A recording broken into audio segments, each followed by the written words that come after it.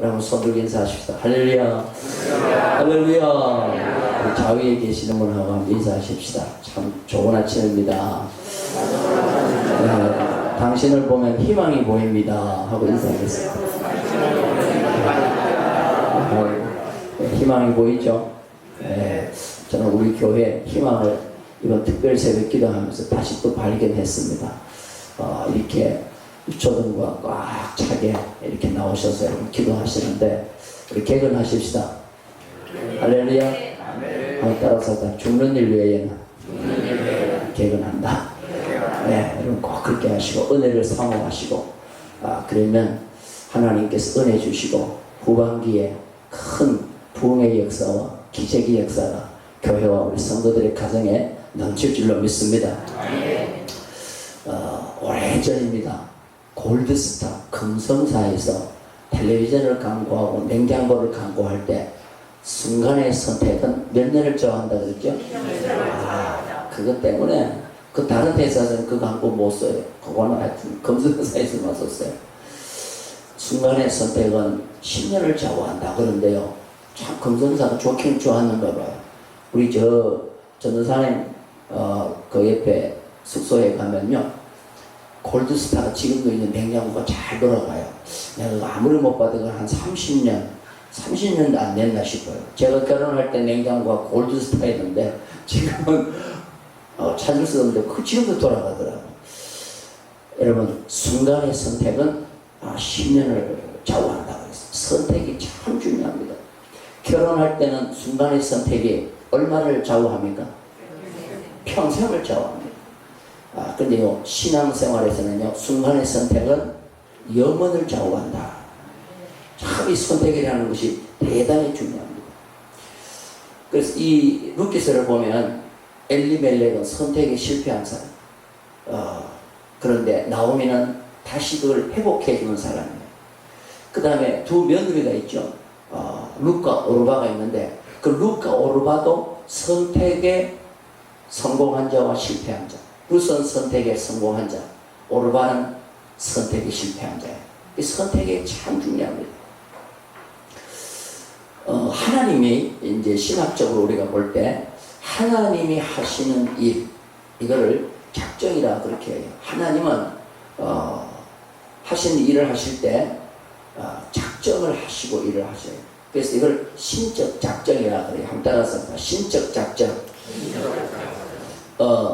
하나님의 작정의 그 시간은 범위는요, 영원부터 영원까지, 영원부터 영원까지, 영원전부터 영원까지 모든 세상에 되어진 일은 하나님의 작정 속에 되어져요.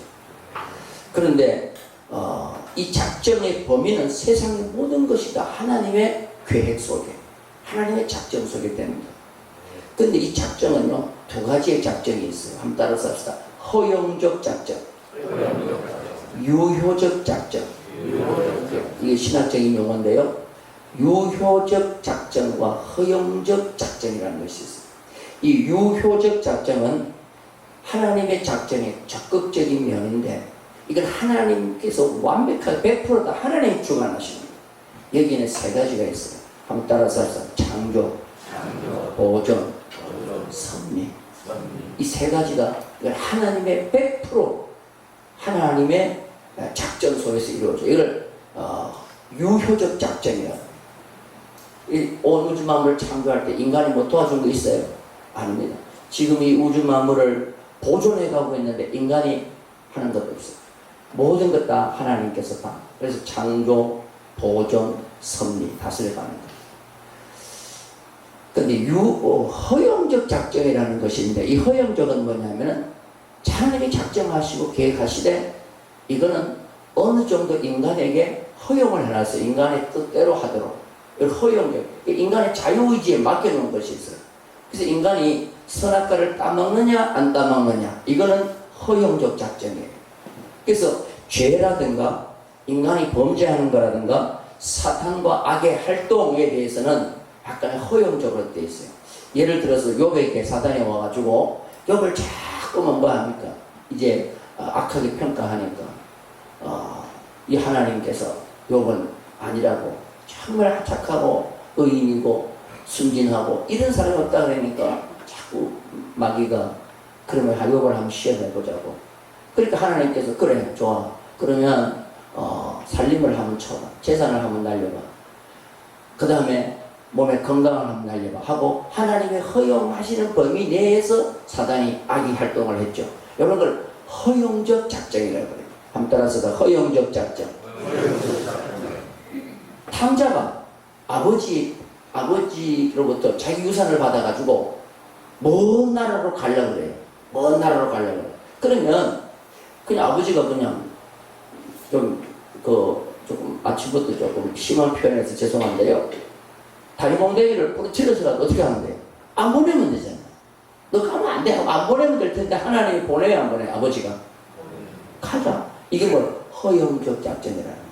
그래서 인간에게 허용된 작정을 할 경우에 그 책임은 하나님께 있는 게 아니고 누구한테 있어요? 인간에게 있다. 그래서 죄에 대해서는 허용적 작정이기 때문에 100% 책임은 누구한테 있다고요? 하나님에게 있다. 근데 이제 이런 걸 잘 모르는 인간은 왜 선악과를 하나님 만들어 놓고 왜 따먹게 했냐고. 못 따먹게 했으면 될 거 아니야. 근데 그렇게 해놔버리면 인간은 책임성이 전혀 없어지는 거예요. 그래서 죄에 대해서는 허용적 작정이기 때문에 그 책임은 내가 져야 된다. 오늘 또 이 새벽에 여러분들에게 하나님은 자유의지라는 것을 주어가지고 그것을 선택을 하게 만들었어요. 기도를 하느냐 안 하느냐, 이거는 우리에게 허용된 하나님의 작정이라는 것입니다. 돼지우리에 가서 탕자가 이제 아버지를 떠나서 자기는 열심히 한다고 했지만 결국은 실패해서 맨 마지막에 어디로 가죠? 돼지우리로 가게 되죠. 돼지우리로 가가지고 일하는 것은 탕자의 책임이라는 거예요. 그 다음에 엘리멜렉이 모압에 가서 찰살지라고 갔는데 자기 죽고 두 아들 다 죽었어요. 이거는 엘리멜렉의 책임이라는 거죠. 근데 이 선택의 허용작정이 이 선택에 있어서 제일 중요한 것을 어디서 가르쳐 주겠느냐 하면 이 룻기서를 보면 가르쳐 주고 있어요. 첫 번째가 뭐냐면 장소의 선택입니다. 장소의 선택이 엘리멜렉에 있어서 베들레헴이냐 모압이냐, 흉년이 들었을 때 베들레헴이냐 모압이냐, 이거는 엘리멜렉이 선택을 해야 되는 겁니다. 그런데 이 선택에 있어서 중요한 도구가 있어요. 도움을 주는, 이 선택에 중요한 도움을 주는 게 뭐냐면은 역사예요. 역사는 우리가 뭘 선택하느냐에 큰 도움을 주는 거예요. 그래서 단재 신채호 씨는 뭐라 그랬습니까? 역사를 모르는 민족은 미래가 없다 그런 거예요. 그리고 우리가 역사를 왜 공부하냐고요.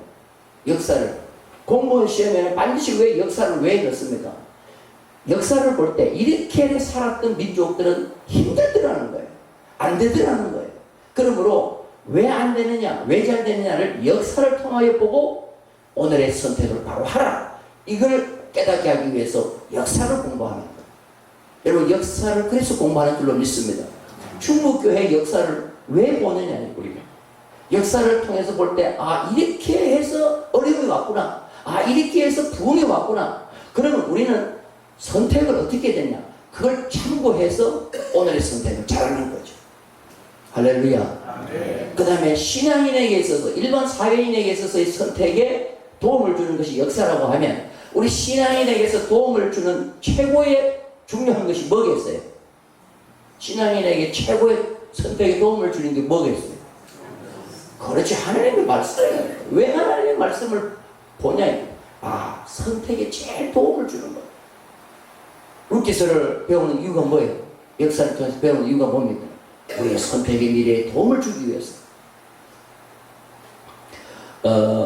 엘리멜렉은 역사 교육이 잘못되어 있었어요.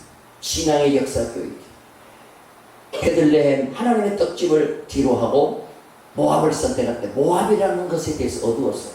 분명히 엘리멜렉은 모압에 대해서 들었을 줄 알아요. 엘리멜렉은 모압에 대해서 들었어요. 그런데 그 모압이 그렇게 나쁜 곳인데, 음란한 것이요, 악을 조성하는 것이요, 이스라엘을 어렵게 만들고, 이스라엘 백성이 광야 40년 얼마나 고생했어요. 이제 발꿈치만 들면 가나안 땅이 눈에 보여요. 그런 모압 평지에 왔을 때 이스라엘 백성이 최고로 음란하게 하나님을 떠나고 우상숭배해가지고 하루에 2만 명이 죽는 역사가 일어나는데 한 지파가 거의 없어지듯이 이 인구 조사를 보면요, 광야에서 40년 동안 살았지만 거의 비슷해요. 거의 비슷해. 그런데 그 광야에서 한꺼번에 2만 명이 죽는 일은 이 모압 때문에 그렇답니다. 그 모압은 이스라엘을 잘되게 하지 못하고 지금까지 최고로 힘들게 했어요. 근데 그곳이 자기 잘 살겠다고, 자기 가정 살리겠다고 그런 곳을 이 엘레멜렉이 선택해서 가는 거예요. 그렇게 이게 바보 멍청한 짓이죠. 그런 얘기가 있어요. 새가 공중에 나는 것은 내가 막을 수가 없어요. 여러분, 새가 공중으로 날아가는 거 막을 수 있어요? 하기 저 몇백 미터로 날아가는 건 못 막아요. 그러나 새가 내 머리 위에 집을 짓는 건 내가 막을 수 있어요? 없어요? 날려버려요. 그런데 그걸 허용해서는 안 된다. 그게 바로 우리 인간의 책임일 것이에요. 그래서 하나님은 모압에 대해서는 어떠한 욕심도 부리지 말고 그 땅은 하나님이 포기한 땅이에요. 신명기 한번 보실래요? 신명기 2장을 한번 보세요. 자, 새벽이지만 눈이 어둡지만 한번 보십시다. 신명기 2장. 신명기 2장. 자, 이스라엘 백성들이 이제 가데스 바네아를 지나가지고 본격적으로 가나안 땅을 진군해 가는데, 자, 2장 9절 찾으시면 하면, 자, 밑줄 그어 놓으시고 우리 다 같이 한번 읽겠습니다. 시작. 여호와께서 너에게 이르시되 모압을 괴롭히지 말라. 그와 싸우지도 말라. 그 땅을 내가 내게 기업으로 주지 아니하리니. 자, 여기 보세요. 그 땅을 이스라엘이 기업으로 줬어야 안 줬어? 그러니까 그 땅을 빼앗으려고 싸우도 하지 말고 그들을 괴롭게 할 필요도 없다. 이게 포기하는 민족이에요. 하나님이 이렇게 싫어하는 그 모압을 지금 누가 좋다고 가요? 엘리멜렉이 가는 거예요. 그러니까 하나님께서 그냥 두겠어요. 결국은 모압에 간 엘리멜렉은 실패하고 마는 겁니다. 그럼 베들레헴은 어떤 땅이었어요? 미가서 5장 2절에 보니까 베들레헴 에브라다야 너는 유다 족속 중에 작을지라도 이스라엘을 다스릴 자가 내게서 나올 것이라. 그러므로 이 베들레헴은 절대로 포기할 수 없는 곳이에요. 여러분들, 하나님의 교회는요, 우리는 절대로 포기할 수 없는 곳인 줄로 믿습니다. 아멘. 또한 하나님의 집에 나와서 기도하는 일은 절대로 우리가 포기할 수 없는 일이에요. 근데 이거를 포기하고 조금 더 내가 잘 살고 내가 출세하기 위해서 세상적인 방법을 선택한다? 절대로 거기는 제일 마지막에 목회 서신을 쓸 때는 디모데한테 목회 서신을 쓰잖아요. 목회 서신을 쓰는데 신신당부하는 내용이 있습니다. 그게 바로 뭐냐? 바울은 실망감, 동역자가 주는 실망감에 몸부림치는 것으로 디모데후서 마지막을 하고 있습니다. 쓰고 있어요. 그래서 교회도 세상에도 함께 성공을 위해서 일하다가 배신을 하고 등 돌리고 가는 사람을 만났을 때 얼마나 우리가 실망을 많이 하잖아요. 그런데 바울은 그걸 그대로 소개하고 있습니다. 디모데후서 4장 10절에 보면요, 디모데한테 그런 편지를 쓰고 있어요. 디모데, 너야 빨리 속히 내게 오라. 지금 내 주위에 있는 사람은 하나도 없다. 대마는 이 세상을 사랑하여 나를 버리고 데살로니가로 갔고, 대마가 바울을 버리고 데살로니가로 갔는데 왜 갔다 그랬어요? 뭐를 좋아해가지고, 뭘 사랑해가지고? 세상을 사랑했어. 그 다음에 그레스게는 갈레디아로 갔고, 디도는 달마디아로 갔고. 내가 항상 이걸 해석할 때 우리한테 잘 기억하라고 그렇게 얘기해요. 디도는 뒤도 안 돌아보고 갔다. 사람이 예수님을 배반하고 세상으로 나갈 때는요, 뒤도 안 돌아보고 가요. 따라서 합시다. 디도는 어디도 안 돌아보고, 뒤도 안 돌아보고 달마디아로 갔어요. 그래서 마지막에 이 바울은 소개합니다. 누가만 지금 나에게 남아있다. 여러분, 바울은 솔직하게 인간의 마음으로 배신하고 간 사람, 등 돌리고 간 사람, 예수 그리스도를 포기하고 세상으로 간 사람, 그 다음에 끝까지 남아서 나와 함께 동역하는 자 소개하고 있습니다. 자, 이렇게 이제 선택에 있어서 중요한 것인데요. 모압이냐 베들레헴이냐 중요한 것입니다. 두 번째 선택이 뭐냐? 한번 따라서 합시다. 고집이냐 회개냐? 여러분 고집을 부려야 되겠어요? 아니면 회개를 해야 되겠어요?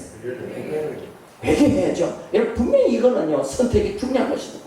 한번 따라서 합시다. 모압이냐 베들레헴이냐 따라서 합시다. 고집이냐 회개냐? 여러분 오늘 다들 대답하셨죠? 고집이냐 회개냐 가운데 뭐를 선택해야 된다? 회개를 선택해야 된다. 고집은 아니죠. 그런데 여러분들이 우리가 사는 방법을 보면은 회개가 많아요? 고집이 많아요? 고집이 많습니다. 엄마 아버지 잘못했어요 하면은 안 맞아. 근데 애는 태어날 때부터 자존심이 강해요. 애들이 태어날 때부터 자존심이 강하고 고집이 센 게 뭐냐면 오줌 싼 걸 보면 알아요. 그거 좀 참으면 될 텐데 어떻게 해요? 칙칙하다고 태어나서부터 그래요. 그건 어떻게 잘하는지 몰라. 이 인간은 고집을 부릴 때 고집을 부려야죠. 절대로 회개할 때 고집을 부리면 안 돼요. 자, 여러분들 고집과 인내의 차이점이 뭡니까? 고집과 인내의 차이점. 고집과 인내의 차이점 똑같아요. 그러면 고집과 인내 가운데 뭐가 좋은 거예요? 근데 설명을 잘하기 힘들죠. 고집은 엘리멜렉이 나오미가 계속 모압 땅에 있으면 이건 고집이에요? 아니면 회개예요? 고집이에요. 근데 고집은 이게 잘못된 길인데도 계속 그 길로 가려는 게 이 고집이에요. 그런데 자기가 잘못한 것이 없어요. 그런데도 내게 어려움이 왔어요. 그거는 계속 가는 길이 뭡니까? 그건 고집이에요? 인내예요? 이건 인내. 요셉이 감옥에 3년 동안 고집 부렸어요? 뭐 했어요? 그건 인내예요. 그건. 근데 고집에는 상급이 절대로 없어요. 근데 인내에는 뭐가 있어요? 영화라는 상급이 있어요.